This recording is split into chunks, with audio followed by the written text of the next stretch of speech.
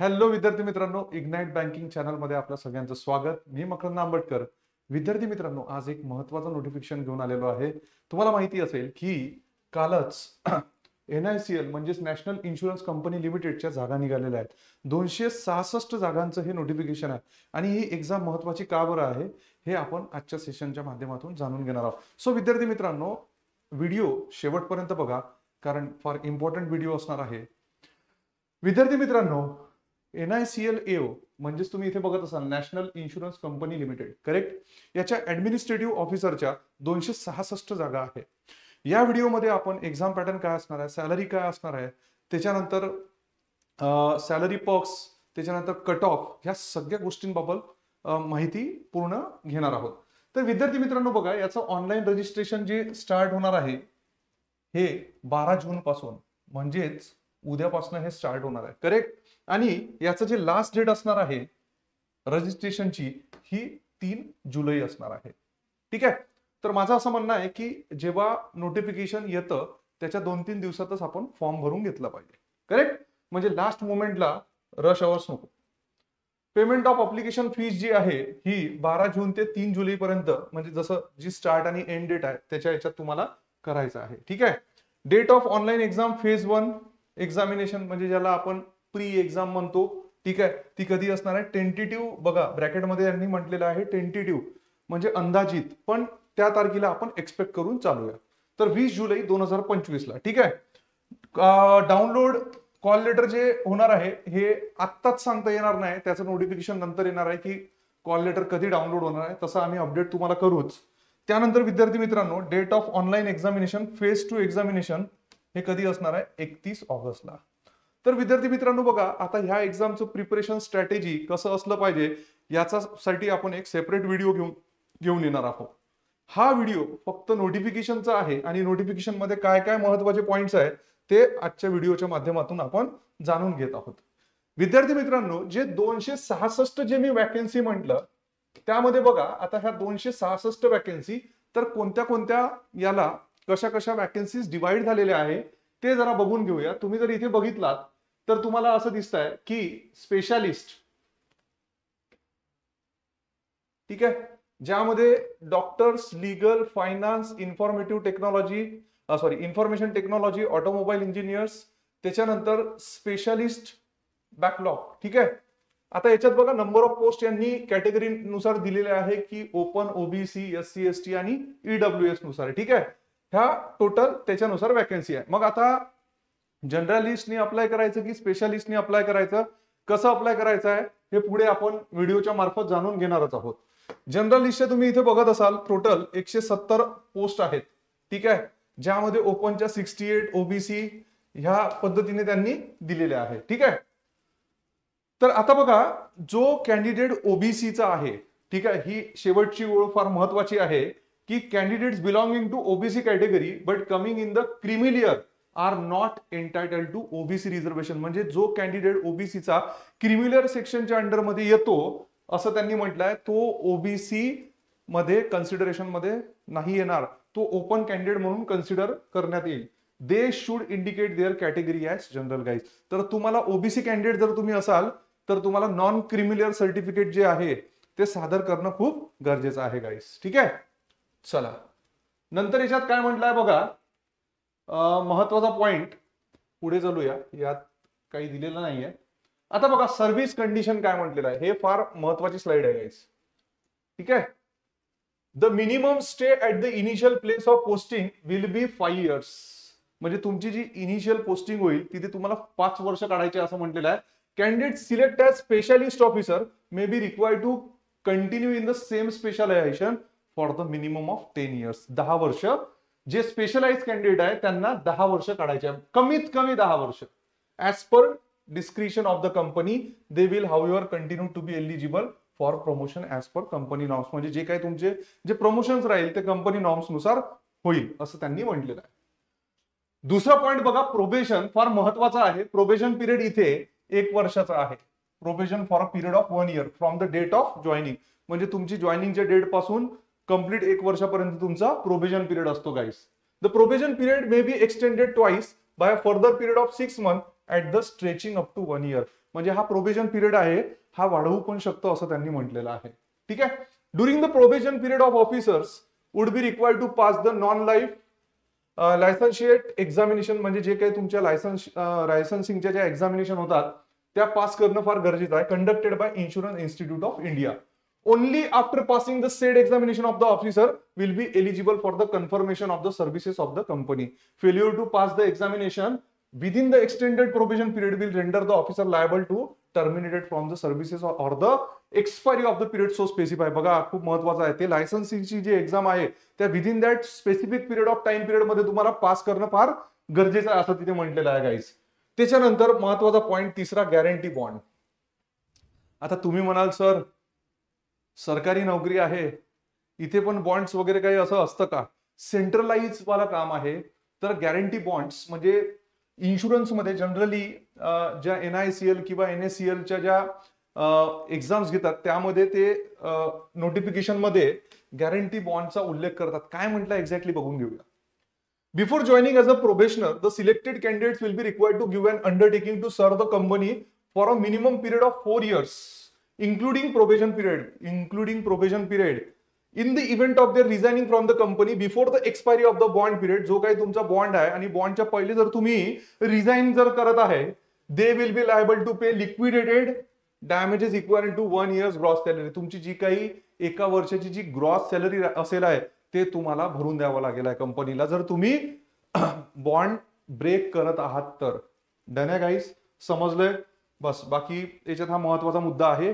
आणि पुढे म्हटलेला candidate resigning from the company during the probation period and candidate who services are terminated by the company during the probation period shall be liable to pay the gross salary received by them during the entire service of the company in addition to an amount of 25,000 towards partial cost of training. म्हणजे जे काही training मध्ये तुमचा खर्च झालेला असेल त्याच्या against मध्ये तुम्हाला 25,000 आणि सोबत जे काही तुम्ही जेवढे दिवस म्हणजे प्रोबेशन पिरियड मध्ये जे काही ग्रॉस सॅलरी घेतली असेल ते तुम्हाला भरून द्यावं लागेल कंपनीला असं म्हटलेलं आहे. ठीक आहे, नंतर बघूया. आता बघा एज्युकेशनल क्वालिफिकेशन काय काय लागेल आणि कुठपासून लागेल. ठीक आहे, एज्युकेशनल क्वालिफिकेशन ऍज ऑन 1/5/2025. ठीक आहे, म्हणजे 1 मे 2025 म्हटलेलं आहे त्यांनी. Candidate should possess certificate in proof of passing the qualifying examination as 1/5/2025. मग आता बघा डॉक्टर MBBS, MD, MS और PG मेडिकल डिग्री आणि equivalent foreign degrees which is recognised by national medical commission.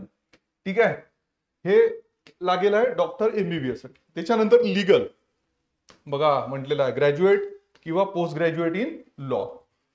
Third आहे फायनान्स. ठीक आहे, chartered accountant आणि BCom किंवा MCom म्हणजे BCom किंवा MCom वाले पण इथे अप्लाय करता येईल आहे. ठीक आहे, इन्फॉर्मेशन टेक्नॉलॉजी IT मध्ये कोण कोण करू शकतं? BTech, ME, MTech in computer science, information technology और MCA from the recognised university.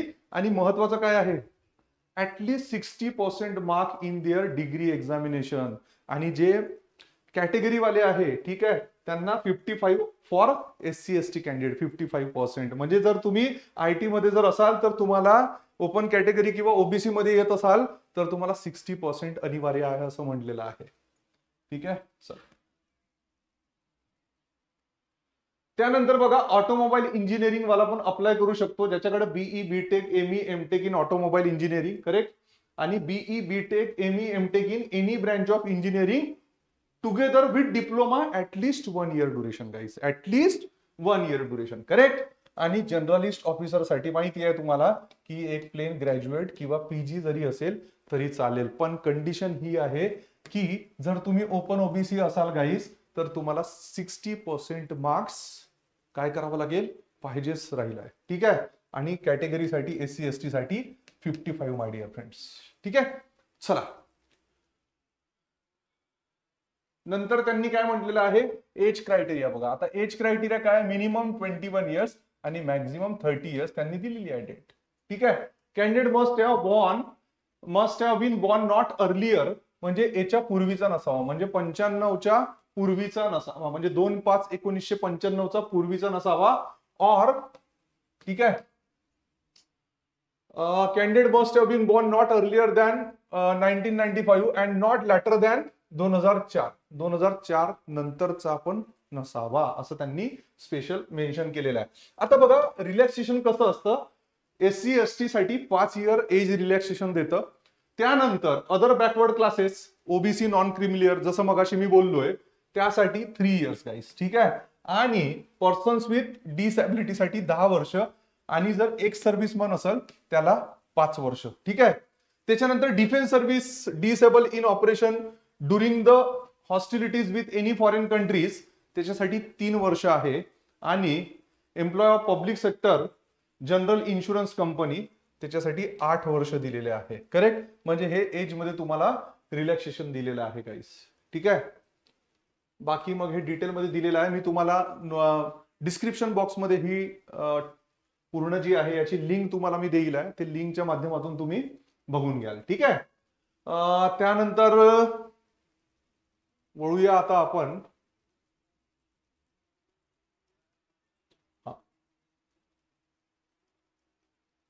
Disability बद्दल गाईडलाईन्स दिलेली आहे EWS. ठीक आहे. हा महत्वाचं. ठीक आहे. चला, फेज 1 जी प्रिलिमिनरी एक्झाम आहे ते एक्झॅक्टली कशी असणार आहे एक्झाम, म्हणजे जसं तुम्ही नॉर्मली बँकिंगच्या एक्झाम देता, ठीक आहे, त्याच पद्धतीचा पॅटर्न सुद्धा इन्शुरन्स एक्झाम मध्ये असणार आहे गाईस. ठीक आहे. आता बघा इंग्लिश लँग्वेज हे कसं असणार आहे, objective 30 questions, 30 marks for 20 minutes English. Correct. हे पूर्ण इंग्लिश मधून असेल. यासाठी तुम्हाला वेगळी लँग्वेज नसणार आहे कारण इंग्लिश विषय आहे. Reasoning ability objective 35 question for 35 marks 20 minutes English Hindi medium असणार आहे. आणि quantitative aptitude 35 questions 35 marks 20 minutes. म्हणजे आता हे तुम्ही म्हणाल की असं का बरं दिलं असेल 20 मिनिट्स. सपोज जर तुमची एक्झाम इंग्लिशने सुरू होत आहे तर 20 मिनिट्स मध्ये तो सेक्शन लॉक होऊन जाईल, automatically switch to next section guys, like this. त्याच्यानंतर तो 20 मिनिटात दुसरा लॉक होईल आणि उरलेला जो आहे 20 मिनिटात तो लॉक होऊन जाईल. मग तुम्हाला पहिलं सेक्शन जे लॉक झालेलं आहे त्याच्यावर पुन्हा येता येणार नाही. म्हणजे क्युम्युलेटिव्ह टाइम नाही दिलेला आहे, सेपरेट टायमिंग दिलेली आहे. हे महत्वाचं आहे. ठीक आहे. त्याच्यानंतर कॅन्डिडेटला क्वालिफाय करायची आहे फेज 1. ठीक आहे.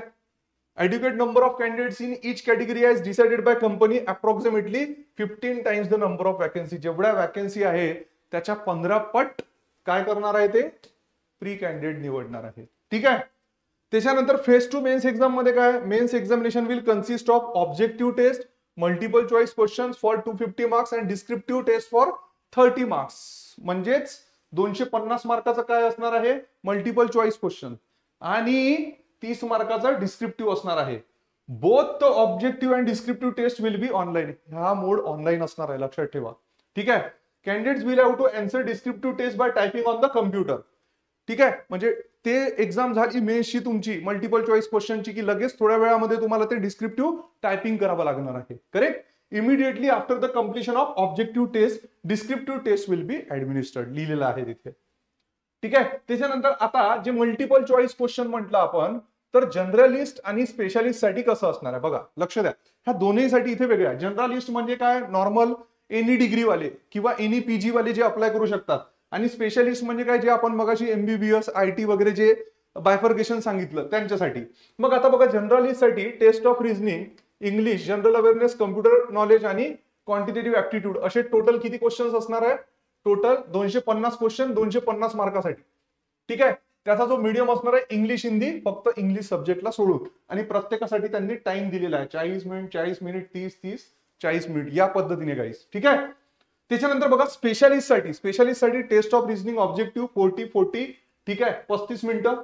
म्हणजे इथे बघा तुम्ही जर बघाल तर तुम्हाला याच्यात आणि याच्यात चेंजेस कुठे जाणवत आहे.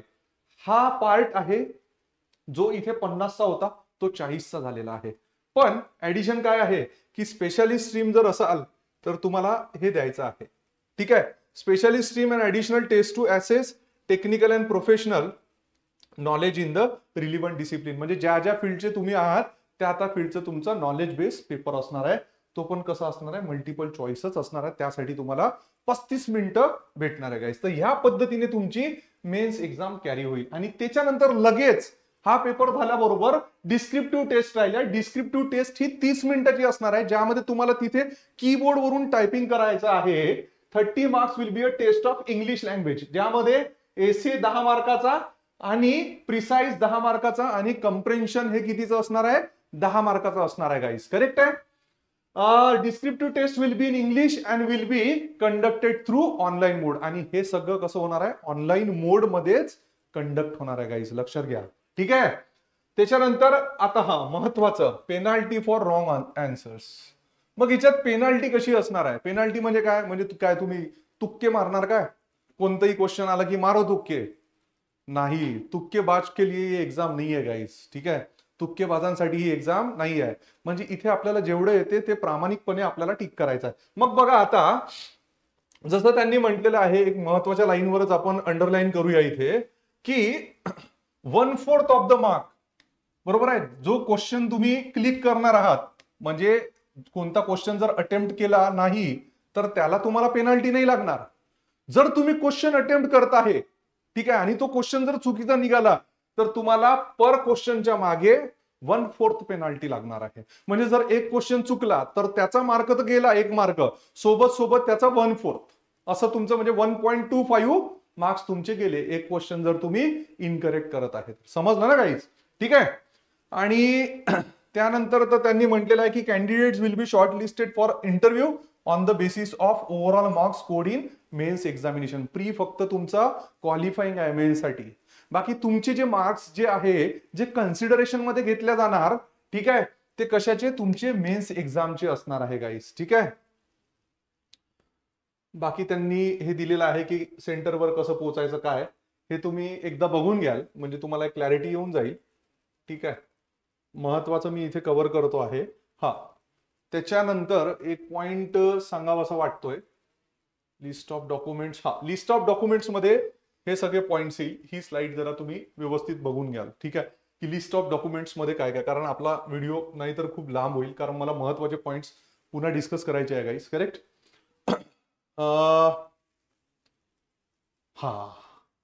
आता फीस किती असणार, आणि ही फीस विद्यार्थी मित्रांनो ही नॉन रिफंडेबल असणार आहे. ठीक आहे, म्हणजे एकदा की तुम्ही फॉर्म भरला आणि तुम्हाला जर वाटलं की मला एक्झाम नाही द्यायची आहे तर ही वापस मिळणार नाही आहे. ठीक आहे. आता बघा, SC ST आणि PWBD साठी 250 रुपये असणार आहे, आणि all candidate other than SC ST PWBD, ठीक आहे, म्हणजेच ओपन आणि ओबीसी साठी सांगायचं, म्हणजे ओपन आणि ओबीसी साठी ही 1000 असणार आहे. Keep it simple. ठीक आहे. त्याच्यानंतर एक्झामिनेशन सेंटर जर आपण महाराष्ट्राचा विचार केला, ठीक आहे, महाराष्ट्राचा जर आपण विचार केला तर महाराष्ट्रामध्ये सेंटर कुठे कुठे असणार आहे बघा. महाराष्ट्राच्या विद्यार्थ्यांसाठी मुंबई, नवी मुंबई, ठाणे, नागपूर, पुणे, आपलं छत्रपती संभाजीनगर आणि नाशिक मध्ये सेंटर असणार आहे गाईस. ठीक आहे. त्यानंतर अप्लिकेशन प्रोसिजर, जसं मी तुम्हाला म्हटलंय की तुम्हाला मी डिस्क्रिप्शनच्या लिंक मध्ये हा फॉर्म मी तिथे देईल आहे. तर इथे बघा त्यांनी साईट दिलेली आहे. साईट वरून तुम्हाला उद्यापासनं म्हणजे तुम्ही हा अप्लिकेशन करू शकता, फॉर्म म्हणजे फॉर्म भरू शकता. सिंपल असतो फॉर्म, असा काही खूप लेंदी नसतो. ठीक आहे. तुम्ही क्लिकिंग एखाद्या कम्प्युटर इन्स्टिट्यूट मध्ये गेले, जर तुम्हाला स्वतःला नाही भरता आला तरी तिथूनही तुम्ही हा फॉर्म प्रॉपर पद्धतीने भरू शकता गाईस. ठीक आहे. त्यानंतर फोटोग्राफ, इमेज, महत्वाचा क्वेश्चन. ठीक आहे. आता मी मेन मुद्द्यावर येतोय. हे झालं सगळं नोटिफिकेशन. करेक्ट. आता तुम्हाला इथे दिसत असेल जनरलिस्ट और स्पेशालिस्ट. आता तुम्ही म्हणाल हे काय सर, आताच आपण डिस्कस केलं की जनरलिस्ट मीन्स एनी डिग्री. ठीक आहे, एनी डिग्री वाले जे आहे. करेक्ट आहे ना. त्याच्या वॅकन्सी बघितल्या किती होत्या, 170च्या जवळपास काहीतरी होत्या, आणि बाकी मग इकडे. आणि स्पेशालिस्ट. तर आता फॉर्म भरत असताना कोणत्या गोष्टी लक्षात ठेवायच्या आहेत, हे कसं लक्षात येईल, जोपर्यंत मी मागच्या वर्षीचा कट ऑफ नाही बघेल तोपर्यंत. तर आपण 2024 मध्ये NICL AO चा जी एक्झाम झाली त्याचा जर मला असं वाटतं की जर आपण कट ऑफ बघितला तर आपल्याला एक प्रॉपर क्लॅरिटी येईल की आपल्याला फॉर्म कसा भरायचा. म्हणजे स्पेशली जे लोक स्पेशालिस्ट आहेत, ज्यांच्याकडे MBBS ची डिग्री आहे, त्याच्यानंतर IT वाली डिग्री आहे, लॉ वाले आहे, तर त्यांनी त्यांच्या स्ट्रीम मधनं भरावं का की त्यांनी जनरलिस्ट म्हणून टाकावं. तर हे क्लॅरिटी केव्हा येईल, जेव्हा मी मागच्या वर्षीचे कट ऑफ बघेल विद्यार्थी मित्रांनो. आता बघा, जिथे मागच्या वर्षी इथे आता I am talking about preliminary exam, बघा म्हणजे तुम्हालाच लक्षात येईल की तुम्हाला हा फॉर्म कसा भरायचा, करेक्ट. मग आता बघा, जनरलिस्ट जे आहे पोस्ट, एससीचा 74.5 100 पैकी म्हणतोय, एसटीचा 66.75, ओबीसीचा 79.50, ईडब्ल्यूएसचा, म्हणजे तुम्ही रेंज बघा, ही रेंज जेव्हा तुम्ही बघताय तुम्हाला 70च्या आसपास किंवा 70च्या वरच दिसत आहे. ठीक आहे. पण आता ज्यांच्याकडे डिग्री नाही आहे बाबा, म्हणजे ज्यांच्याकडे स्पेशलायझेशन नाही आहे, त्यांना तर याच्यातून भरावंच लागेल ना, त्यांच्यासाठी काही उपाय नाहीये. पण गाईज, ज्यांच्याकडे स्पेशलायझेशनची डिग्री आहे त्यांनी स्पेशलायझेशन मधूनच फॉर्म भरावा, हे मी सांगतोय. का? अरे एससीचा कट ऑफ 15, जाऊन नुसतं बसायचं एक्झाम मध्ये, ठीक आहे. 13.25 एसटीचा, ओबीसीचा 13.5, त्याच्यानंतर ईडब्ल्यूएसचा 20.75. म्हणजे तुम्हीच लक्षात घ्या की ज्यांचं स्पेशलायझेशन आहे त्यांच्यासाठी एक्झाम ही किती इझी असणार आहे गाईज, करेक्ट आहे. मग तसंच लिगलचा बघा 37.25, फायनान्सचा 59. म्हणजे जर मी जनरलचा जर विचार केला, जनरल कॅटेगरीचा, तर याच्यावर आपण फोकस करूया, ठीक आहे. फायनान्समध्ये 65.75, लिगलमध्ये 37.25, डॉक्टरचा सगळ्यात मला वाटते कमी आहे 20.75, कारण त्यांचा तो खोटे नसतो क्वांट रिझनिंगचा, ठीक आहे. इन्फॉर्मेशन आयटी वाले 63.75 जातच, बी वाले विद्यार्थी आहे. आणि ऑटोमोबाईल इंजिनियर्स वाल्यांचा बघा पुन्हा इथे कमी दिसतो आहे, ठीक आहे. सो 21. तर म्हणजे हे लक्षात घ्या की ज्यांच्याकडे स्पेशलायझेशन आहे, हे शेवटचे जे माझे शब्द का बरं महत्वाचे आहे, की ज्यांच्याकडे स्पेशलायझेशन आहे त्यांनी स्पेशलायझेशन मधूनच हा फॉर्म भरावा, कारण त्यांना हा बेनिफिट असणार आहे. अरे मला सांगा, 2024च्या कट ऑफ वरून आपण हे तर जाणून घेऊ शकतो ना की या वर्षीचाही कट ऑफ किती येईल म्हणून, करेक्ट ना, ठीक आहे. मग आता बघा, आता सब्जेक्ट वाईज कट ऑफचं जर मी म्हणजे इथे बघितलंय, तर legal, finance, information technology, generalist, ठीक आहे. तर एससी, एसटी, ओबीसी, पीडब्ल्यूडीचा इंग्लिशचा कट ऑफ 12.75, रिझनिंगचा कट ऑफ 5.25 आणि क्वांटिटेटिव्ह ऍप्टिट्यूडचा कट ऑफ आहे 4.25. हे झाले सेक्शनल कट ऑफ. सेक्शनल म्हणजे जसं तुम्ही इंग्लिश, म्हणजे तुम्हाला जरी कट ऑफच्या वर मार्क असेल ओव्हरऑल कट ऑफच्या, पण तुम्ही इंग्लिशचा 12.75च्या जागी 12च भेटत आहे तुम्हाला, तर ती प्री तुम्ही पास होणार का नाही. म्हणून इंडिव्हिज्युअल कट ऑफ ही काढणं फार महत्वाचं आहे या एक्झाम मध्ये गाईस, ठीक आहे. ऍक्च्युअरियल मध्ये ओबीसी, पीडब्ल्यूडीचा दिलाय त्यांनी, ठीक आहे. त्याच्यानंतर एससी, एसटीचा दिला आहे. त्याच्यानंतर डॉक्टर, एमबीबीएस, ऑटोमोबाईल इंजिनियर्सचा रिस्पेक्टिव्ह त्यांनी दिलाय. म्हणजे हा एवढा कट ऑफ आपल्याला काढावाच लागेल. त्याच्यानंतर आपण मेन्सचा कट ऑफ बघूया. आता बघा, जनरल हिस्सा ओपनचा जर मी कट ऑफ बघितला मेन्सचा, तर 141 आहे, म्हणजे हे 250 पैकी मार्क आहे, लक्षात घ्या. त्याच्यानंतर अर्ध्यापेक्षाही कमी मला इथे डॉक्टर एमबीबीएसचा दिसतो आहे, म्हणजे किती रे, 65 दिसतो आहे. तुम्ही विचार करा, जर तुम्ही स्पेशलायझेशन म्हणून फॉर्म भरत आहे तर ही गोष्ट किती इझी आहे. लिगल 123 आहे इथे कॉम्पिटिशन, फायनान्स 120 बऱ्यापैकी आहे, ऍक्च्युअरियल 90.25, इन्फॉर्मेशन टेक्नॉलॉजी 124, ऑटोमोबाईल इंजिनियर 96.5 आणि हिंदी राजभाषा 90 गाईस, ठीक आहे. समजलंय तुम्हाला. आता बघा, ह्या याच्यात महत्वाचं काय आहे, हा झाला आपला कट ऑफचा विषय. आता नेक्स्ट पॉइंट आहे की बँक जॉब हा फॉर्म का भरावा versus insurance job, correct. Bank job versus insurance job. बघा, बँकेमध्ये ज्या पद्धतीनं, म्हणजे मी असं नाही म्हणत दोन्ही एक्झाम चांगल्याच आहे, नो डाऊट, पण आता हे आपण बोलतोय इन्शुरन्स एक्झाम बद्दल, तर वर्कलोडचा जर विचार केला, ऍडमिनिस्ट्रेटिव्ह ऑफिसर आणि मी इकडे बँकचा पीओ जर म्हणेल, करेक्ट, इकडे जर एओ म्हणेल, तर डेफिनेटली पीओ पेक्षा एओ ची सॅलरी जास्त आहे इथे. म्हणजे स्टार्टिंग तुम्ही बघाल की जवळपास बेसिक 52,000च्या जवळपास आहे, आणि याची सॅलरी जे पूर्ण जे काही पॉक्स मिळून जात आहे ते 90च्या आसपास चाललेली आहे सॅलरी. मला वाटते सॅलरीचं सेक्शन आपला सुटलाय वाटते, करेक्ट ना, ठीक आहे, काही हरकत नाही. तर याचं जे बेसिक पे आहे, महत्वाचाच विषय होता, ठीक आहे, हा जवळपास 52,000चा जवळपास जातो आहे, आणि याचे सगळे पर्क्स मिळून पूर्ण याची जी सॅलरी आहे ही 90,000च्या जवळपास जातं गाईस. म्हणजे तुम्ही विचार करा की एक बँक ऑफिसर म्हणून जेव्हा लागतो, एसबीआयचं जर आपण घेतलं, मेट्रो सिटीची जरी गोष्ट केली तर त्याची सॅलरी 70 ते 75,000च्या घरात असतं. पण जर मी एओ म्हणतोय, आत्ता लागून त्याची सॅलरी जी आहे ही 90,000 असणार आहे. ठीक आहे. आणि दुसरी गोष्ट म्हणजे जसं पीओला जे वर्कलोड असतं तसं एओला तेवढं वर्कलोड नसतं. आता तुम्ही म्हणाल की वर्कलोड का नसतं? कारण तुम्हाला माहिती आहे की जेव्हा आपण म्हणतोय तर तिथे कस्टमर, ठीक आहे, आणि बँकेचे जे व्यवहार आहे, ठीक आहे, ते दैनंदिन चालतात. पण मला सांगा, जसं इन्शुरन्सची गोष्ट आली तेवढा वर्कलोड असतो का? नाही ना. मग ते कार इन्शुरन्स असो, ट्रक म्हणजे व्हेकल्स इन्शुरन्स असो, है ना, किंवा मेडिकल इन्शुरन्स असो, तर त्याच्यामुळे इथे जो वर्कलोड आहे हा वर्कलोड इथे कमी असणार आहे गाईज. हा खूप महत्वाचा क्वेश्चन आहे. दुसरी गोष्ट, आता डिफिकल्टी कशी असणार आहे एक्झामची?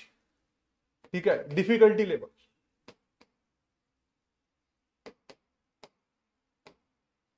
डिफिकल्टी लेवल ही कशी असणार? विद्यार्थी मित्रांनो बघा, इन्शुरन्स एक्झामची जी डिफिकल्टी लेवल असते ही बँकचा जो क्लर्क असतो आपला आणि बँकचा जो पीओ असतो याच्या मधली लेवल म्हणजे तुमची इन्शुरन्सची लेवल आहे, म्हणजे ऍडमिनिस्ट्रेटिव्ह ऑफिसरच्या एक्झामची लेवल असणार आहे. मग जे काही तुम्ही बघा, म्हणजे जर तुम्ही प्रिपरेशन करणारे विद्यार्थी असाल किंवा काही दिवसापासून तुम्ही प्रिपरेशन करत असाल किंवा फ्रेशरही जरी विद्यार्थी असाल, तर आपल्याला हे महत्वाचं इथे आहे की एओची जी लेवल आहे ही the level which is in between bank clerk and bank PO exams, my dear friends. ठीक आहे, लक्षात आलंय तुम्हाला? हा महत्वाचा मुद्दा आहे फार. कट ऑफ बद्दलही बोललोय. सिलेक्शन चान्सेस बद्दल बघा गाईज, सिलेक्शन चान्सेस हा फार महत्वाचा असणार आहे यामध्ये.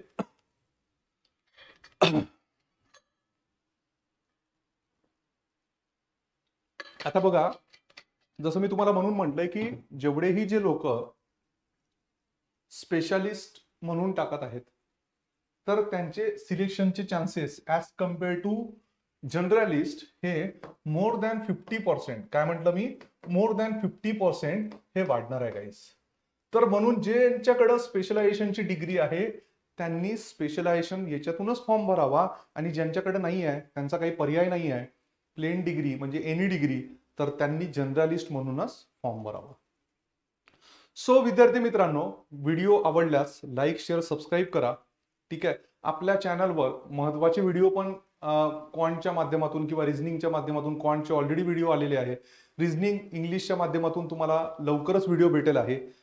चॅनलला फॉलो करा आणि नक्कीच आपल्या चॅनलशी जर तुम्ही जुळून राहिलात, बेल आयकॉनला जर प्रेस केलात, तर नक्कीच तुम्हाला जे मटेरियल आहे बँकिंग एक्झामसाठी प्रिपरेशन करायसाठी, तर तुम्हाला छान असं मटेरियल भेटणार आहे, छान अशा ट्रिक्स भेटणार आहे विद्यार्थी मित्रांनो. आणि डेली आपल्या चॅनलवर तुम्हाला काही ना काही अपडेट दिसणार आहे. नेक्स्ट आहे स्ट्रॅटेजी सेशन, म्हणजे एक्झॅक्टली ह्या एक्झामसाठी काय स्ट्रॅटेजी लागणार आहे, नेक्स्ट सेशन आपण लवकरच घेऊन येणार आहोत. विद्यार्थी मित्रांनो, या चॅनलला लाईक करा, शेअर करा, सबस्क्राईब करा आणि बेल आयकॉनला प्रेस करायला विसरू नका. पुन्हा आपण भेटणारच आहोत एका इन्फॉर्मेटिव्ह व्हिडिओसह. तोपर्यंत तुम्ही तुमची काळजी घ्या. So thank you very much and have a nice day guys.